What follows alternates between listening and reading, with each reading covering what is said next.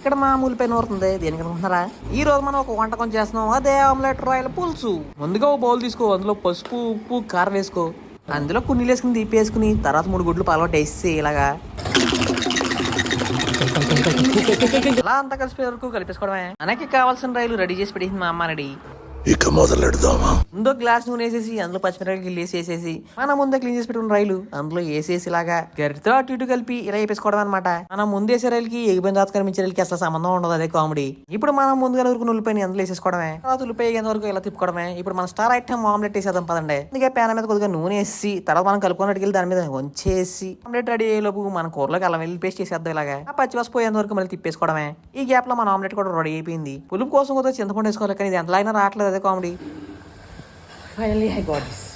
ఈ చింతపండు కొద్దిగా కడిగేసి తర్వాత నీటిలో నానబెట్టుకోవాలన్నమాట. ఇక్కడ మనం ఉల్లిపాయ అయితే అయిపోయింది, సో కొద్దిగా ముందుగా ఉప్పు వేసుకుందాం, తర్వాత కారం కావాల్సిన తీసుకోవడమే, అలాగే కొద్దిగా పసుపు వేసుకోండి. ఇప్పుడు అన్ని కలిపి తిప్పేసుకోండి. తర్వాత చింతపండు పులుసు మీ పులుపు తగ్గట్టు వేసుకోండి. మన ఆమ్లెట్లు ముక్కలను కట్ చేసి టేస్ట్ కోసం ఒకటి నోట్లో వేసుకోవాలి. అలాగా ఆ మరుగుతున్న పులుసు కొద్దిగా తీసుకుని చేతిలోకి వేసుకుని పులుపు సరిపోయింది చెక్ చేసుకుందాం. పులుపు సరిపోయింది.